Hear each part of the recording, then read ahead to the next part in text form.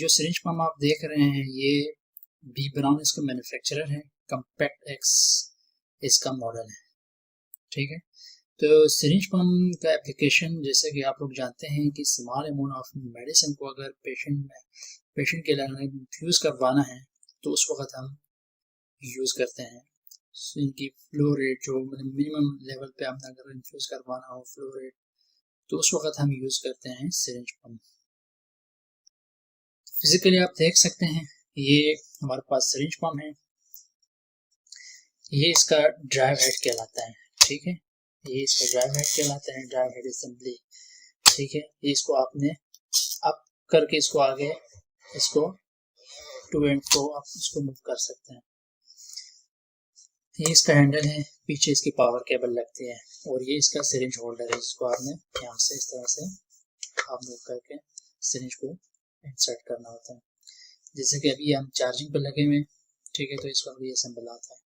बाकी हमारे पास power button है ये वाला, जिसका इससे हम यहाँ से इसको ऑन ऑफ कर सकते हैं। ये इसका इन्फ्यूजन स्टार्ट स्टॉप का बटन है, ये है इसका अलार्म वगैरह अगर आप म्यूट करना चाहें तो ये, और ये इसका फंक्शन बटन है जिसका हम आगे जाकर आपको बताएंगे।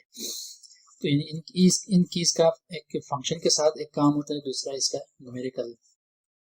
ठीक है, तो ये इसका सिंपल से इसका फिजिकली हम देख लिए। तो अब हम इसके पंप को यहाँ से हम ऑन करते हैं। ठीक है, तो ये प्रेस करते ही पहले पंप सेल्फ टेस्ट करेगा। ठीक है, तो ये कुछ सेकंड लेगा सेल्फ टेस्ट लेने के लिए।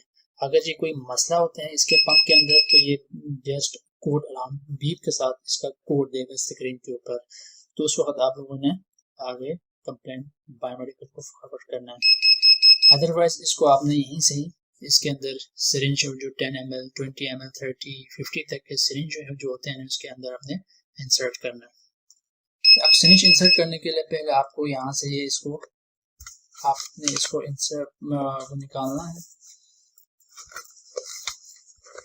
ठीक है, निकालने के बाद इस तरह से ड्राइव हेड को आपने इसको पुश करना है बाहर की तरफ, इस तरह निकालना है।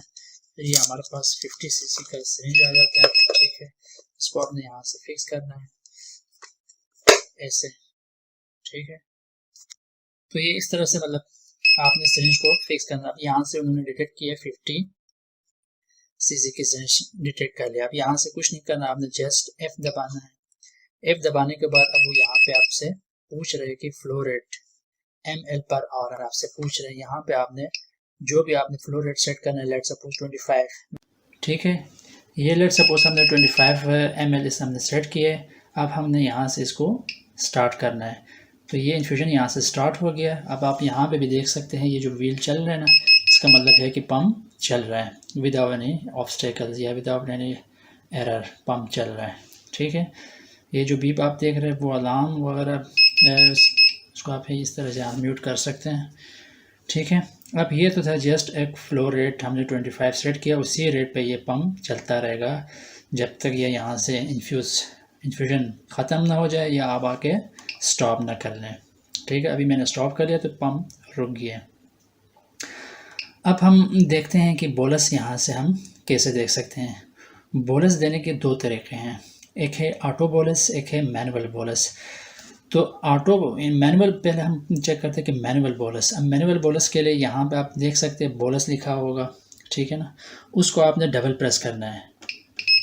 तो डबल प्रेस एंड होल्ड रखेंगे तो ये बोलस, ठीक है, ये बोलस जा रहा है। जितना आपने बोलस ml बोलस देना है उतना आपने इसको प्रेस एंड होल्ड रखना है। फिर जब आप इसको छोड़ेंगे तो ये दोबारा अपने इनिशियल जो 25 रेट है ना उस पर ये दोबारा अपना रन हो जाएगा। तो ये बोलस देने का तरीका है। पंप चल रहे, आपने यहाँ से डबल प्रेस करके होल्ड रखना है इस तरह। ठीक है, ये अब इसके बाद आते हैं मैनुअल के बाद आता है ऑटो बोलस। अब ऑटो बोलस के लिए ये है कि आपने F का फंक्शन यहाँ से दबाना है F। ठीक है, F दबाने के बाद बोलस दबाना है और इसके अंदर जो वैल्यू होगा इसको आपने क्लियर करना है। क्लियर करने के बाद अब आपको पूछ रहे कितना ml बोलस जाएगा जाना आप उसको देना चाह रहे हैं, तो मैंने कहा 1 1 ml, दोबारा आपने F दबाना है तो ये ऑटो बोलस जा रहा है। अब आप देख सकते हैं जो ही 1 ml इन्फ्यूज़ होगा पंप स्टॉप हो जाएगा, नॉर्मल अपनी स्पीड पे वापस रन हो जाएगा।